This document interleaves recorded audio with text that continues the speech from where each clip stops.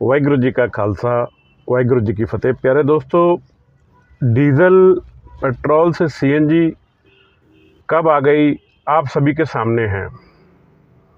बहुत से संगठनों ने उसके लिए संघर्ष किया, सुप्रीम कोर्ट तक गए, पर कहीं कुछ तैयारियों में कमी रह गई थी।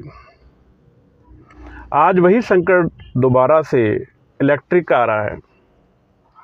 सरकार अपनी नीति के तहत इलेक्ट्रिक गाड़ियां लाना चाह रही है और उसके कमोवेश आप देख रहे हैं कि अभी जो हालात पीछे रहे हैं, ग्रैप जिसे कहा जाता है।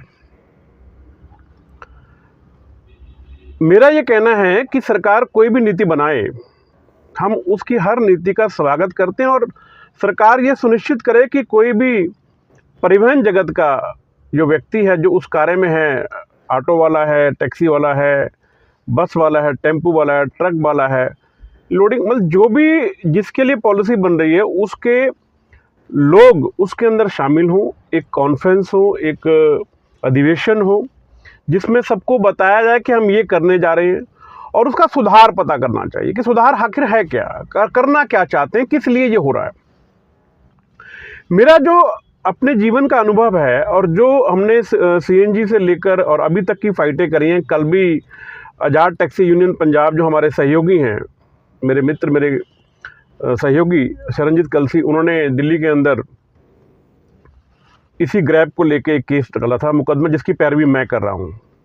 और उस पैरवी के अंदर कल भी हम जब गए तो जज महोदय कुछ सुनने को तैयार नहीं थे।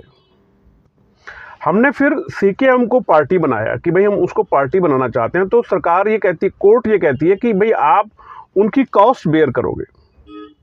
बड़ा अजीब सा लगा कि हम एक चीज़ के लिए, एक सिस्टम के लिए बात कर रहे हैं और हमें कहा जा रहा है हमने माननीय हाईकोर्ट को की बात को स्वीकार किया। मेरा ये कहना है, हमारे जितने साथी जो मीटिंग करते हैं उनका कहना है कि भाई आप कुछ भी करें, आप मेरी गाड़ी में सोने की कील लगवाएं, जनहित में है ना, तो इसका खर्चा वहन सरकार करे। आज दिल्ली में पैनिक बटन लगवाया है उस नारी सुरक्षा के लिए, लेकिन वो काम नहीं करता, कोई बात नहीं, उसका खर्चा सिक्योरिटी का है ना, सरकार वहन करे, केंद्र सरकार करे या राज्य सरकार करे, हमसे ही वो राशि क्यों ली जा रही है। अभी ग्रैप लगाया गया, आज महीने से गाड़ियां खड़ी हैं, रोज की गाड़ी की किस्त भी है, मकान का किराया भी है, बच्चों की स्कूल की फीस भी है, मेरा अपना भरण पोषण भी, मेरे ऑफिस का किराया भी है। अगर मैं अपनी गाड़ी नहीं चलाता, मेरे यहाँ ड्राइवर काम करता है, उसकी तनख्वाह भी है। इस चीज को अनदेखा क्यों किया जाता है। कोई पॉलिसी बनाते हैं, सरकारी आदमी पॉलिसी बना देता है, उसको अगर लगता है कि उसके 10 रुपए कट गए तो वो ढेरों मेल करके वो 10 रुपए पाने के लिए प्रयास करता है, पर यहाँ करोड़ों रुपए हमारे लुप्त हो जाते हैं सरकार की दमनकारी नीतियों के कारण। मैंने जो आज वीडियो बनाई है वो इसलिए बनाई है कि मैं अपने सभी साथियों को एक मैसेज दे पाऊँ कि मेरे मित्रों, ये एक स्लो पॉइजन है, ये धीरे धीरे काम कर रहा है, ये आपको टटोल रहा है कि आपको कितना दबाया जाए, आप कितना बर्दाश्त। आप देखते हैं ना कि कई बार आपकी नब्ज दबाई जाती है, आपको पिंच किया जाता है, आपस में फ्रेंड आपके पिंच करते हैं। आप अपने बच्चे को जब आप गाल दबाते हैं प्यार के लिए, तो आप तो चेक करते हैं कितना वो टॉलरेंस, कितना बर्दाश्त कर सकता है। तो आपको ये चेक किया जाए कि आपकी बर्दाश्त शक्ति कितनी है। आपको बांट दिया गया है, आपको खंडित कर दिया गया। आपके कई, जैसे पार्टीज का बड़ा, पार्टी कह लो या मैं कहूँ ब्यूरोक्रेट्स का ये एक मामला है कि ये लोगों को बांट कर, अंग्रेजों का फार्मूला फूट डालो और राज करने वाली बात करते हैं। इन्होंने क्या किया, पहले हिंदू, मुस्लिम, सिख, ईसाई के तौर पे बांटा। अब ये हम टैक्सी, बस, टेम्पू, ट्रक परिवहन में आ गए तो इन्होंने सबको खंडित कर दिया। ट्रक के लिए अलग नियम, बस के लिए अलग नियम, टैक्सी के लिए अलग नियम, लेकिन फाइन के लिए सबका एक ही नियम। हमारे साथियों को, खास तौर पे जो संगठन चलाते हैं, उनको समझने की ज़रूरत है कि आखिर सरकार अपनी जो नीति है उसमें सफल कैसे हो रही है, क्योंकि सामने विरोध करने वाला कोई नहीं है। मैं बहुत बार आप लोगों से बयान देता रहता हूं कि भाई आप कभी भी अपनी गाड़ी को नौसिखिए ड्राइवर को नहीं देंगे, चाहे आपका वो दोस्त हो, रिश्तेदार हो। तो आप अपने संगठन की बागडोर ऐसे लोगों को क्यों सौंप देते हैं जो कि किसी चीज़ को करने में सक्षम नहीं होते। मैं तमाम भारत के संगठनों से निवेदन करना चाहूँगा कि आप सब लोग एक मंच पर आएँ। बहुत से लोग तब खुश हो रहे थे जब दिल्ली में पैनिक बटन लग रहा था, लेकिन अब हिमाचल, उत्तराखंड, भारत के सभी जगह लगना शुरू हो गया। इसी प्रकार स्पीड गवर्नर आज कहते हैं कि नहीं हमारे यहाँ नहीं है, लेकिन आपको शनै शनै ये पूरे भारत में जा रहा है। मेरा मानना है कि अगर ministry of road transport highway कोई अगर नियम बनाती है तो वो एक प्रांत के लिए नहीं बनाती, वो सभी के लिए बनाती है, लेकिन वो पहले चेक करती है कहाँ? दिल्ली को चेक करती है। दिल्ली में क्या है? दिल्ली में 29 राज्यों की 29 कम्युनिटी के लोग रहते हैं। सबकी भाषा, सबके धर्म, सबकी सोच अलग अलग है। तो यहाँ पर भी वो जातिवाद के नाम पर, क्षेत्रवाद के नाम पर बांटने का प्रयास करती है। अभी दिल्ली में क्या किया? यूरो 6 को फ्री कर दिया। मतलब जो बड़े फ्लीट ऑनर हैं, जिनके पास 100 200 गाड़ियाँ, 50 गाड़ियाँ, उनकी फ्लीट जो होती है वो एवरी 3 ईयर अपनी गाड़ी को चेंज करते हैं। और उसमें उन गाड़ियों को जो हमारे सिंगल गाड़ी ओनर हैं वो गाड़ियाँ परचेज करते हैं। तो एक मार्केट का एक रूटीन बना हुआ है कि इस रूटीन से हम लोग गाड़ियाँ लेकर चलाते रहते हैं। परंतु अभी क्या किया उन्होंने? क्या किया? इनको अलग कर दो। तो जो सरमाएदार थे, जो लोग कैपेबल थे, उनको उन्होंने छोड़ दिया कि अगर ये पैसे देंगे तो ये वकालत करेंगे, वकील करेंगे। उन्होंने उनको रोक दिया जो स्वयं गाड़ी चलाते थे, या 5 गाड़ी या 10 गाड़ी तक के मालिक थे। अब वो सब लोग फंस गए, लेकिन वो अपनी गाड़ी चलाएं या कोर्ट में जाएं, संगठित नहीं है ना। आज के समय में जो मैं कल कोर्ट में और पहले भी कोर्टों में जाता रहता हूँ, जो सुनकर आया, समझ कर आया, उसमें हमें एक होने की ज़रूरत है। दोस्तों, मैं सिर्फ आपसे इतना कहना चाहूँगा, अगर आप चाहते हैं कि आपका रोजगार चले, तो जो मैंने पहले बोला था कि सरकार नीति तय करे कि जो गाड़ी आज के नॉर्म्स के ऊपर आ गई है और उसको परमिट दे दिया कि आप 10 साल चलेंगे, सरकार 20 साल की पॉलिसी बना के चलती है कि 20 साल बाद ये होगा। मोदी साहब कहते हैं 2050 में ये होगा।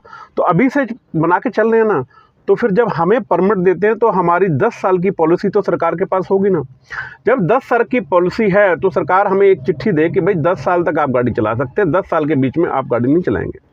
अगर मुझे बता दिया जाए कि मेरी गाड़ी 3 साल के लिए है, तो मैं गाड़ी लूँ या ना लूँ। जैसे अग्निवीर अभी जो भर्ती करेंगे, उनको बताया गया कि आप 4 साल काम कर पाएंगे, तो जिनको लगा कि हम 4 साल के लिए प्रिपेयर हैं वो चले गए। मुझे 10 साल का परमिट दिया गया, मैंने 10 साल के हिसाब से अपना खर्चा तय कर लिया कि मैं इतने साल में लोन उतारूंगा, इतने साल में मैं प्रॉफिट लूंगा, इतने साल में मैं अपने आप को सेटल कर पाऊंगा। लेकिन अगर आप बीच में तोड़ देंगे, रोक देंगे, तो मैं कैसे कर पाऊंगा? मैं अपने सभी साथियों से निवेदन करना चाहूँगा, आप सभी लोग सबसे पहले ट्विटर हैंडल बनाएं। ट्विटर हैंडल बनाने के बाद में आप लोग संगठन से जुड़े। मैं तो यही कहूँगा, पहले मैं सबको कहता हूँ कि आप किसी संगठन से जुड़े।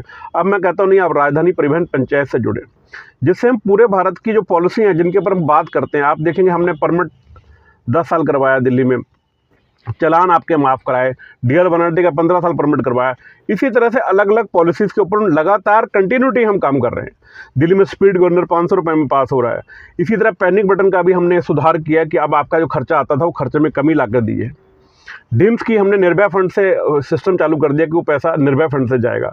एमसीडी टोल पर हमारी तैयारी चले, क्योंकि हम संगठित नहीं है। अगर हमें पता हो कि हम सब लोग संगठित हैं, मैंने ट्विटर पे आने की बात आपको क्यों कही कि अगर कल को मैं कोई ट्वीट करता हूं तो पूरी दिल्ली, पूरा एनसीआर और पूरा उत्तर भारत और फिर पूरा भारत अगर एकदम एक ट्वीट के ऊपर करोड़ ट्वीट अगर लाइक आएगा, तो सरकार समझेगी कि ये संगठित हो चुके हैं। हमें कहीं प्रदर्शन की जरूरत भी नहीं पड़ेगी। हम जब 30, 40, 50 लोगों के साथ कहीं प्रदर्शन करते हैं तो वो हमारी बुराई होती है और बदनामी होती है कि ये लोग संगठित नहीं है। तो दोस्तों, मेरी बातें अगर आप समझते हैं कि ये ठीक है, तो आपको संगठित होना पड़ेगा। आपको अपनी नीतियों के बारे में चर्चा करना पड़ेगा कि मेरा रोजगार खत्म होता जा रहा है। आज ओला उबेर हावी क्यों हो गई आपके ऊपर? आज ओला उबेर पहले सिर्फ टैक्सी तक सीमित थी, आज वो लोडिंग पर भी चली गई है। ऑनलाइन लोडिंग का काम भी खत्म होने जा रहा है। बसेस का शटल के नाम से काम आ गया था, अभी आगे और भी कुछ आने जा रहा है। बहुत सी पॉलिसी इनके पास चल रही है। अभी दिल्ली में लग्जरी बस के नाम से एक सिस्टम चलने जा रहा है।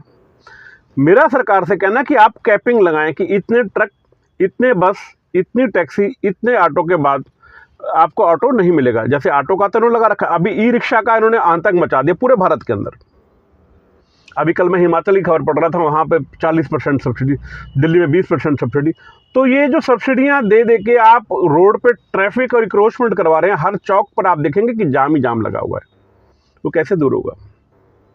दोस्तों, मैं सिर्फ आपको चेताने के लिए आज आया हूँ इस वीडियो के माध्यम से कि अगर आप अभी ना जागे तो आने वाला समय आपके लिए बहुत खतरनाक होने वाला है। ये अलग अलग करके तोड़ना चाह रहे हैं। पहले ये छोटे सेगमेंट को, जो 5 साल पुरानी गाड़ियां, उनको तोड़ देंगे, बाद में वो नंबर आपका। और एक बात आपको बता दूं, जो सरमाएदार हैं, जिनके पास नई फ्लीट ओनर है, जब आपकी गाड़ी खरीदने वाला कोई नहीं होगा तो क्या करोगे यार। अभी तो आपको लगता है ना कि मैं 1 लाख रुपए ले लेता हूँ, गाड़ी फाइनेंस कर देता हूँ, लेकिन जब ये रहेगा या नहीं, जब गाड़ी नहीं चलेंगी और पॉलिसी बन जाएगा, आप क्या करोगे। तो सभी साथी मिलकर प्रयास करें, और सभी साथी जिन लोगों ने अभी तक चैनल को सब्सक्राइब नहीं किया, वॉइस ऑफ ट्रांसपोर्ट को सब्सक्राइब करें, बेल आइकन का बटन दबाएं, जिससे हम अपनी सारी मांगों को मनवा पाएं। मेरी बात अगर अच्छी लगी हो तो आप अपने क्षेत्र के विधायक, पार्षद और सांसद तक मेरी वीडियो जरूर पहुंचाएं। वाहिगुरू जी का खालसा, वाहिगुरू जी की फतेह।